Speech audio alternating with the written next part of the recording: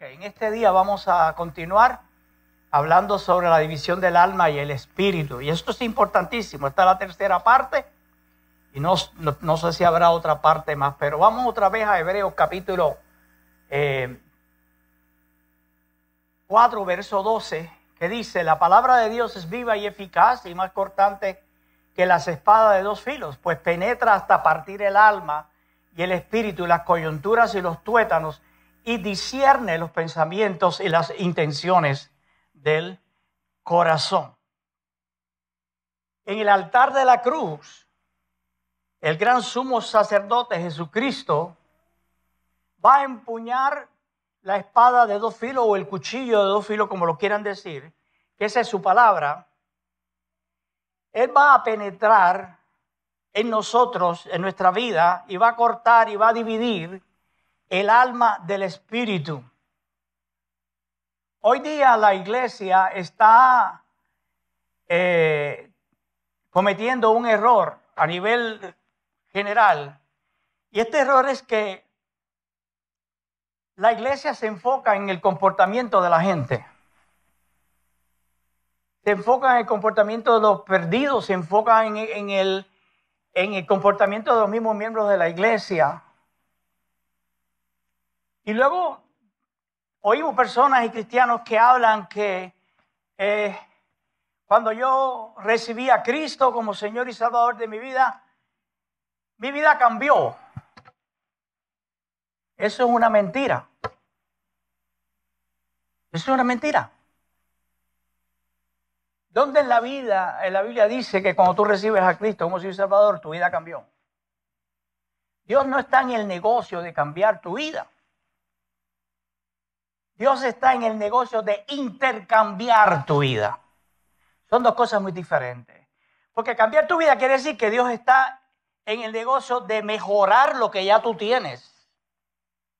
Mejorar la vida que tú tienes. No. Dios cogió a la vieja persona que tú eras en el momento que tú aceptaste a Jesús como Señor y Salvador, espiritualmente. Cogió a ese viejo hombre, esa vieja persona que estaba ahí, lo clavó y lo mató en la cruz. Ya eso no existe. Y puso un nuevo ser dentro de ti. De modo que si alguno está en Cristo, nueva criatura es, las cosas viejas pasaron, y aquí todas son hechas nuevas. Por lo tanto, la experiencia de la salvación y de la conversión no es un cambio de vida, es un intercambio de vida. Es un intercambio de la vida del viejo hombre por la vida de un nuevo hombre, de una nueva persona. Así que no es tanto la cuestión de cómo nos comportamos. Claro, a Dios le importa cómo nos comportamos, no es que no le importe cómo nos comportamos, pero Dios sabe que el comportamiento va a cambiar una vez nosotros recibimos la nueva vida que Él nos da. Ahora, tú como yo como cristiano recibimos una nueva vida en Cristo.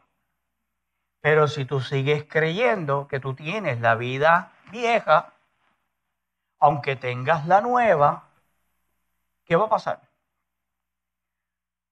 ¿Cómo es el ser humano?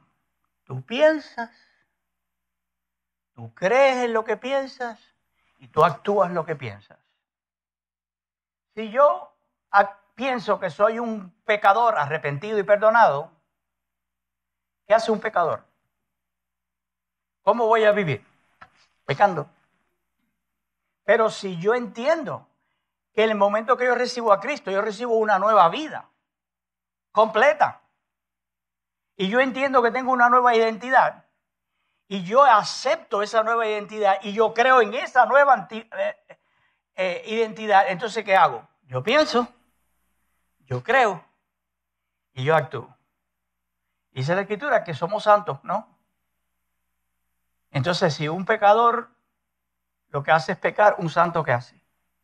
Vivir en santidad. Esa es la diferencia. La iglesia de hoy no entiende eso. Nosotros sí lo entendemos, gracias al Señor. Por eso, porque es el Señor quien nos lo hace entender. Pero en el altar del sacrificio de la cruz, esa separación va a incluir, ¿ok?, la separación de los afectos de la vida almática y el autointerés en esa vida almática, sustituyéndola por la vida de Cristo, de Jesucristo en nosotros. Así que seguir a Cristo y no a los afectos y el autointerés de la vida almática, carnal, es una decisión, dijimos, diaria. Hay que tomar la cruz diariamente para seguir a Jesús. Hoy vamos a ver dos cosas importantes que nos van a doler. Porque cuando Dios usa el cuchillo, su palabra, esa separación no es sin dolor. ¿Okay? Y cuando el Señor tiene que decidir entre no causarnos dolor y conformarnos a la nueva identidad que nos dio, Él va a decidir conformarnos a la nueva identidad, aunque nos duela. ¿Okay? Vamos a hablar en primer lugar de la cruz y las posesiones materiales. Lucas capítulo 17, del 31 al 33, Jesús dice, en aquel día, el que esté en la azotea y tenga sus bienes en su casa, que no baje a tomarlos. Y el que esté en el campo, que no regrese a su casa. Aquí el Señor está hablando de aquel día, es el día del juicio. Acuérdense de la mujer de Lot. Oh. Acuérdense de la mujer de Lot. ¿Verdad? Y muchos dirán, ¿la mujer de quién? Si no sabes la historia. Está en Génesis. La mujer de Lot dice, todo el que procure salvar su vida la perderá, y todo el que la pierda la salvará. Así que, como el ejemplo de Sodoma, se advierte a los impíos que se vuelvan de su maldad. Así también el ejemplo de la esposa de Lot les advierte a los otros, los justos, como el Señor nos ha declarado justos, que no nos volvamos de la justicia con que Dios nos ha justificado. ¿Pero qué pasó? ¿Qué pasó con la mujer de Lot? Dios había determinado destruir a Sodoma y a Gomorra por el pecado tan intenso que había en ese lugar. Abraham había estado hablando con el Señor a ver si el Señor se desistía de la idea de destruir a Sodoma y a Gomorra. Pero Abraham le decía, Señor, si hay tantos justos, pues tú lo vas a destruir. No, no lo voy a destruir. Y después que buscaba y veía que no había tantos justos, decía, Señor, y si hubiera, y iba bajando el número. Hasta que Abraham se dio cuenta que el Señor tenía que destruir la ciudad. Pero ahí estaba Lot, ¿okay? Su sobrino, y ahí estaba la esposa, su sobrina, y ahí estaban las hijas de ellos, y estaban ahí los novios de ella, y Dios iba a destruir. Dios mandó unos ángeles y les advirtió, tal día tienen que salir de ahí, pero cuando Dios diga, váyanse ahora, no pueden mirar atrás. No pueden mirar atrás. Así que el pecado de ella fue que ella miró hacia atrás. Y esto parecería una cosa pequeña, ¿verdad? Porque uno puede decir, bueno, por la curiosidad, ven cómo Dios estaba destruyendo la ciudad, ¿verdad? O cualquier otra cosa. Pero nosotros estamos seguros que no fue algo pequeño, porque el castigo, que fue un gran pecado sumamente pecaminoso, y ella desobedeció una orden expresa de parte de Dios por medio de los ángeles. Y por eso pecó a la semejanza de la transgresión de Adán y de Eva, quienes nos arruinaron. Adán y Eva nos arruinaron a la raza humana. ¿Ok? Pero ella desobedeció, al igual que Adán y Eva. También se puede decir que había incredulidad en su corazón, porque ella estaba en el fondo, de alguna manera, preguntándose si de verdad Sodoma, donde ella vivía, iba a ser destruida o no. Y ella pensó que aún todavía podía haber estado en Sodoma, no obedecer lo que los ángeles le dijeron, sobrevivir y seguir allí en aquel lugar. Miró hacia atrás a sus vecinos, a quienes había dejado atrás, con más preocupación de la que convenía en ese momento. Así que ahora su día de gracia había terminado y la justicia divina iba a estar allí, glorificándose en la ruina de aquel lugar. Probablemente ella mira atrás, porque ella anhelaba su casa, anhelaba sus bienes materiales, sus posesiones materiales que les había costado muchísimo construir y tener.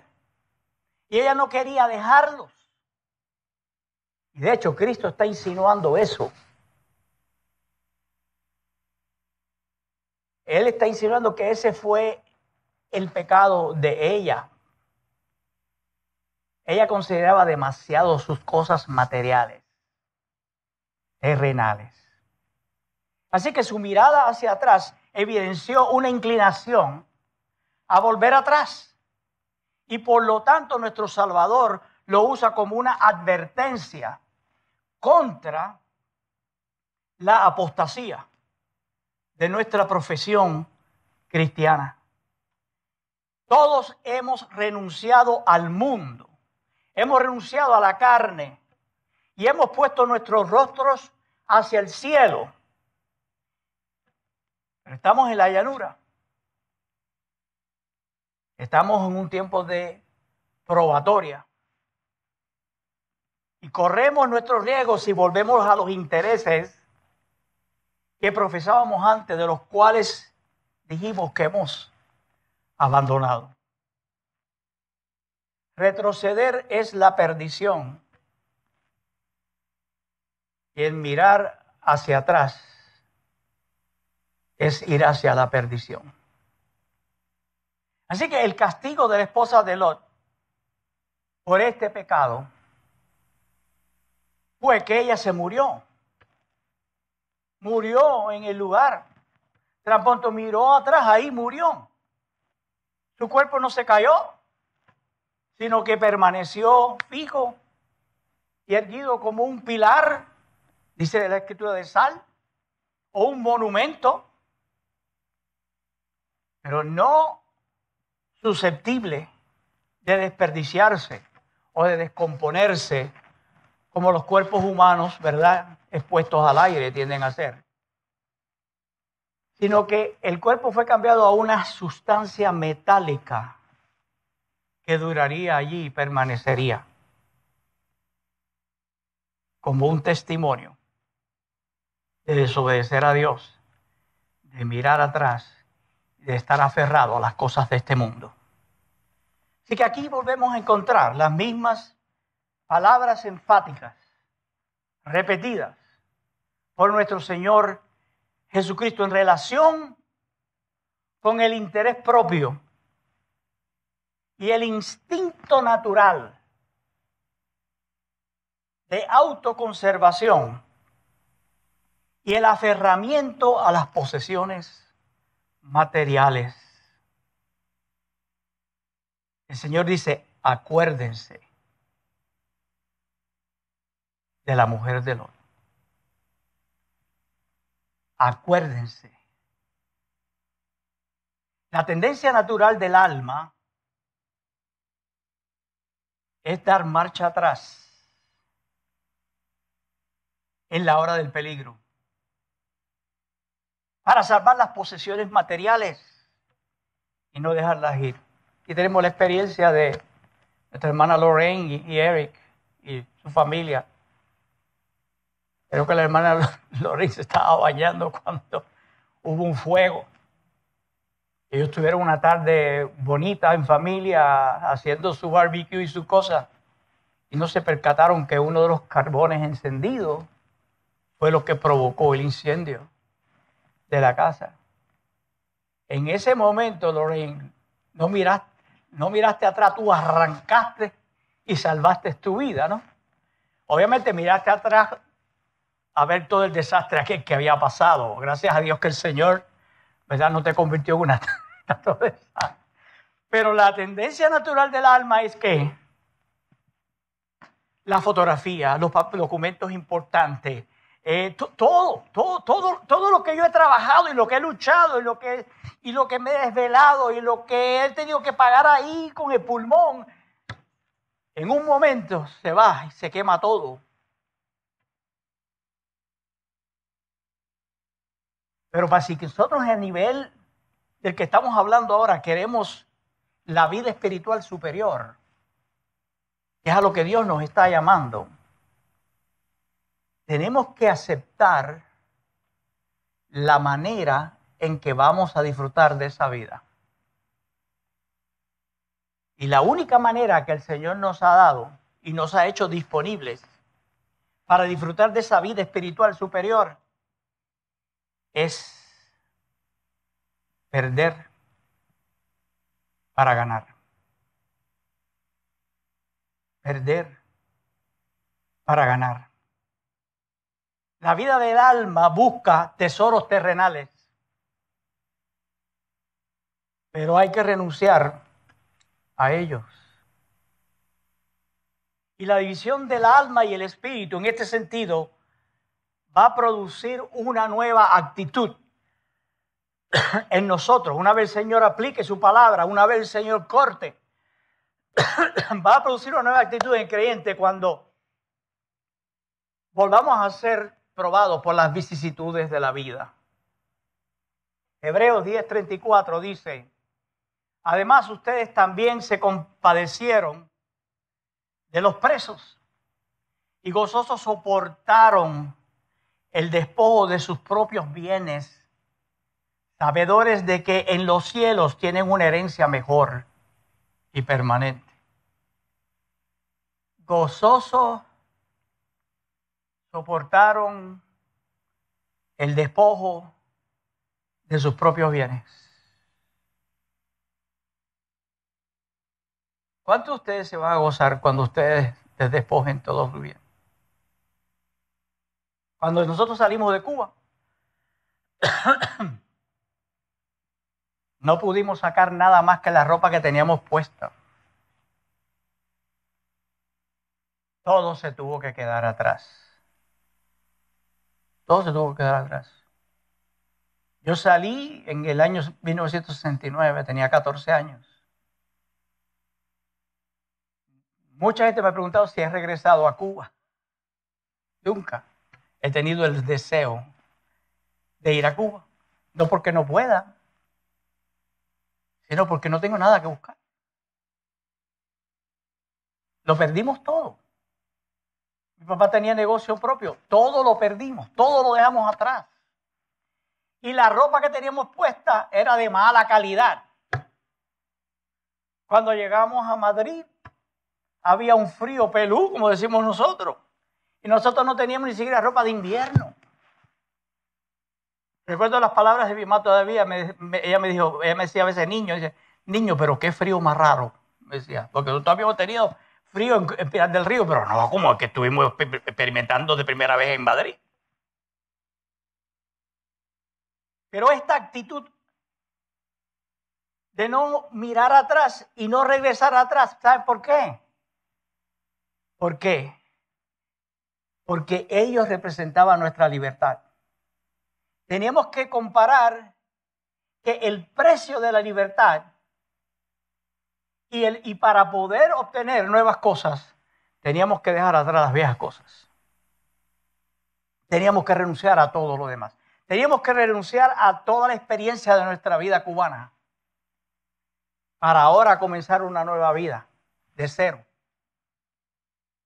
Así que esta actitud hacia las posesiones terrenales a veces es una manifestación mayor de la gracia de Dios que ver un sacrificio que estamos haciendo. Así que la renuncia a la vida del alma en su forma innata, es decir, el aferrarse a las cosas de esta tierra,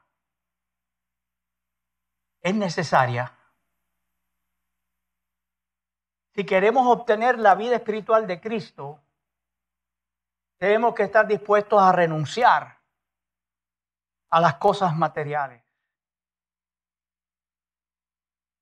Así que la vida de Cristo, cuando hacemos eso, entonces esa vida de Cristo esa nueva vida que el Señor nos dio se va a vertir en el alma ya despojada de esos afectos, para que nuestro espíritu, que es nuestra conciencia de Dios, se pueda expresar libremente a través de nuestra alma.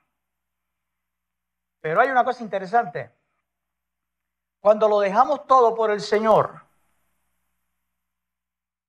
Cristo trae a nuestra vida una seguridad inexplicable de la abundancia que tenemos en Dios. Nosotros estamos comprando la mentira del mundo, que la abundancia y la vida del hombre depende de las cosas que posee. Y la Biblia claramente nos dice que la vida del ser humano no consiste en las cosas que posee. Ahora, no vayan por ahí a decir que el pastor está en contra de que ustedes tengan negocios, o que ustedes produzcan para su familia, o que ustedes vivan bien, y si pueden tener todo el dinero que puedan hacer, háganlo, hermanos, háganlo, porque es bendición del Señor. Pero una cosa es eso, y otra cosa es que tú te agarres a eso, que tú te aferres a eso, y que tú sustituyas eso y pienses que eso es superior a la vida que Cristo te está ofreciendo, espiritual. La vida de Cristo hace que los tesoros de la tierra nosotros los mantengamos, pero los mantengamos con ligereza, al punto que las podamos abandonar con facilidad en los tiempos de prueba que vienen a todos nosotros, los seres humanos. Así que la absorción de los hijos de Dios en la custodia de la casa y de los bienes materiales. Cuando estamos aferrados a las cosas materiales, lo primero que vamos a notar es que descuidamos el reino de Dios. Jesús dijo, no se pueden servir a dos señores. No se pueden servir a Dios y a las riquezas. Estoy consumido con el afán de hacer dinero y hacer y hacer y hacer y hacer.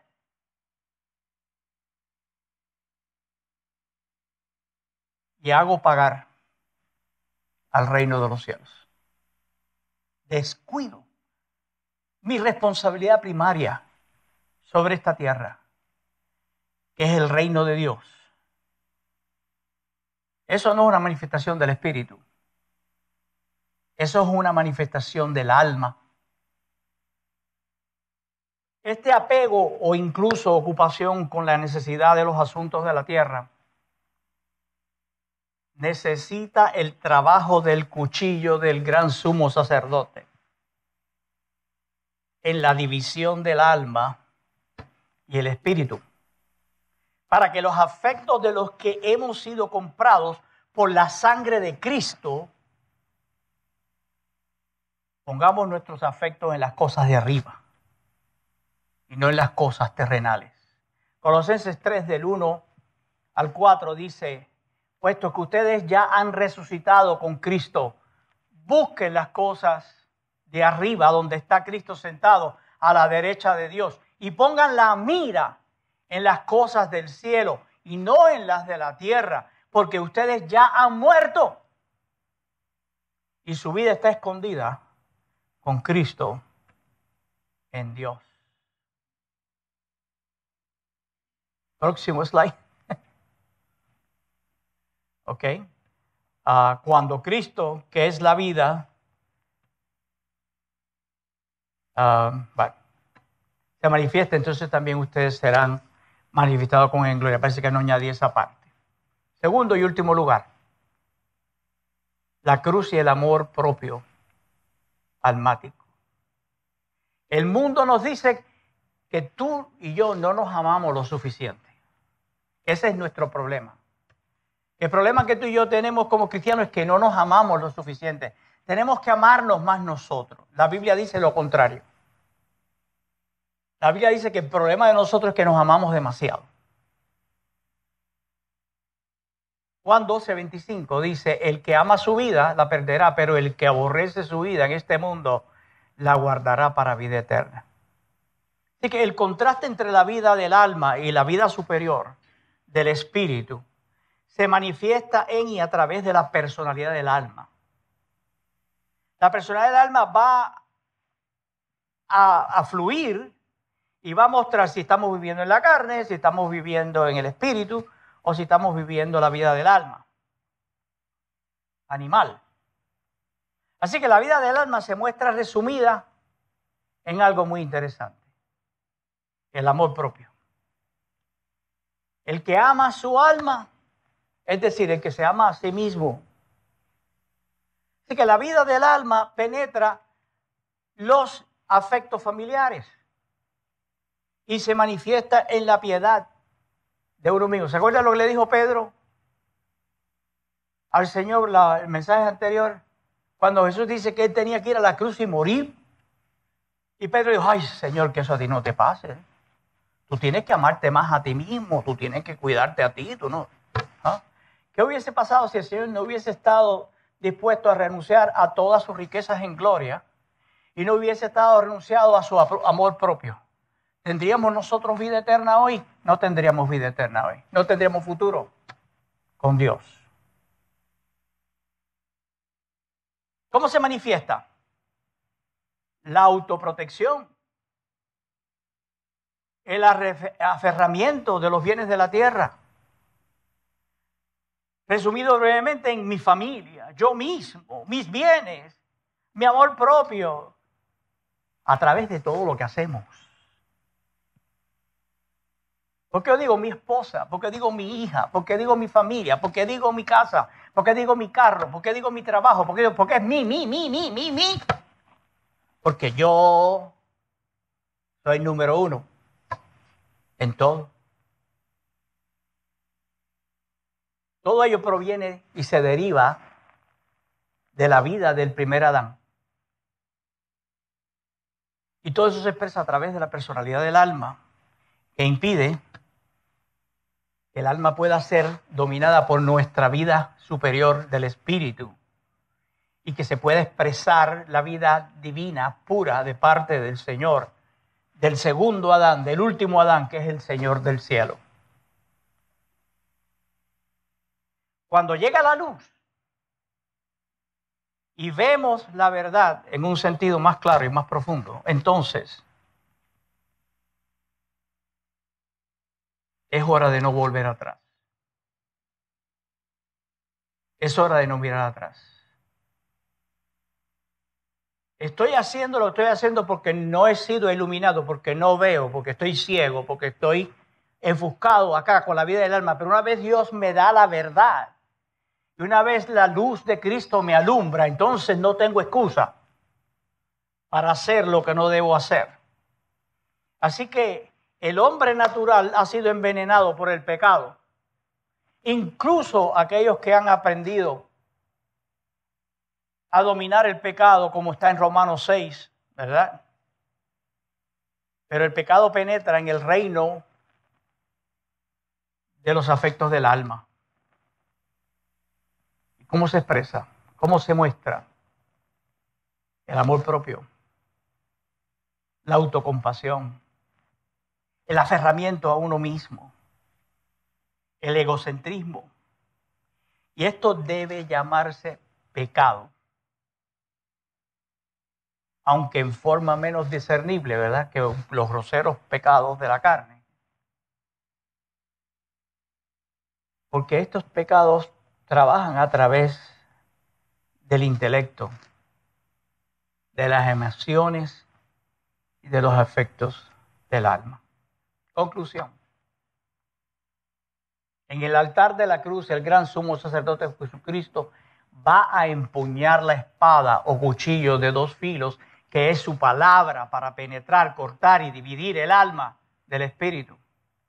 En el altar del sacrificio de la cruz, esa separación incluye la separación de los afectos de la vida almática en cuanto a las posesiones materiales y el autointerés de esa vida almática en su amor propio, sustituyéndola por la vida de Jesucristo en nosotros.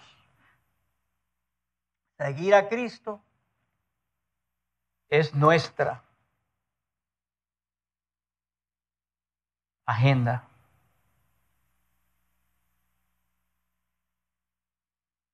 Nuestra agenda no debe ser seguir nuestros afectos almáticos.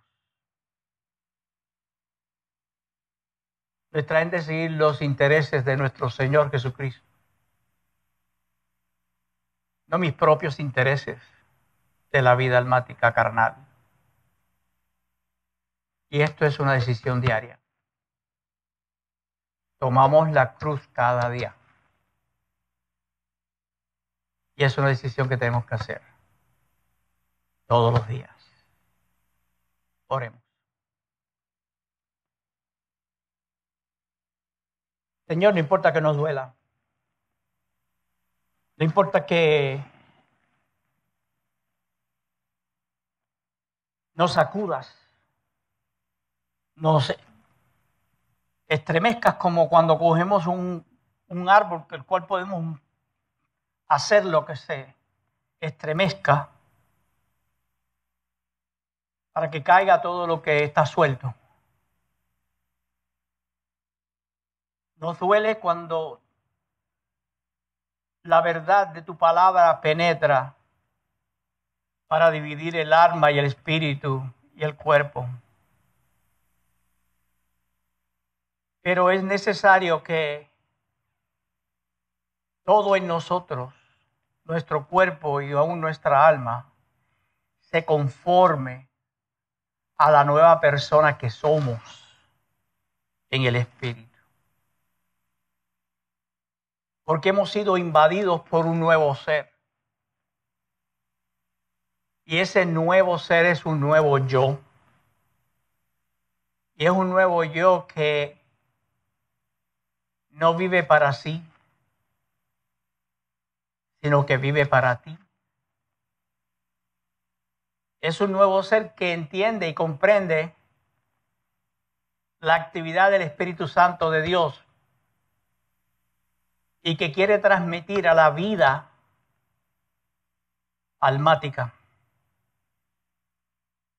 Pero para ello es necesario que tu palabra entre, penetre y divida el espíritu y el alma y el cuerpo, aunque nos duela. Ayúdanos a entender, a reflexionar, no a enojarnos contigo por lo que nos duele, no a rebelarnos contra ti porque tú así has determinado las cosas. Y eso choca con las agendas que yo tengo y los planes que yo tengo y los sueños que yo tengo. Pero cuando experimentamos la vida alta y superior del Espíritu, nuestros planes están en los cielos. Nuestros sueños están en los cielos. Y nuestra meta está en los cielos. Y tú, Jesús, eres todo eso para nosotros.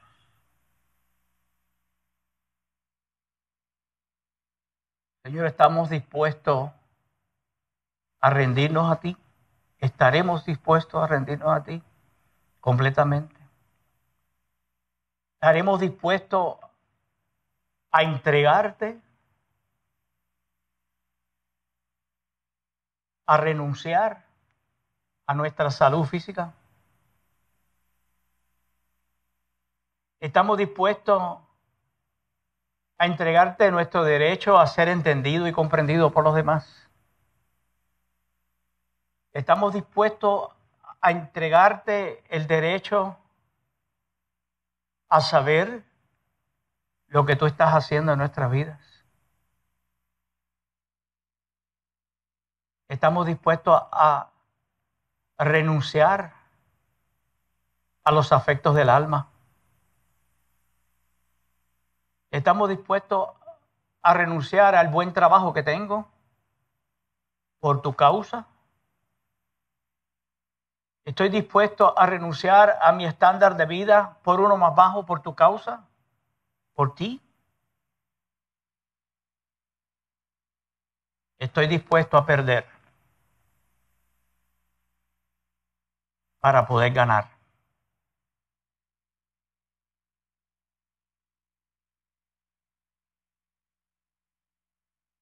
A ti sea,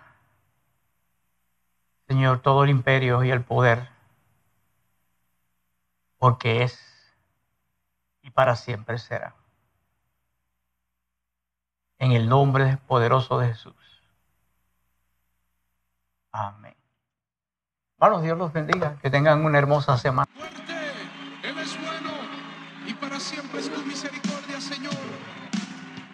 Bueno.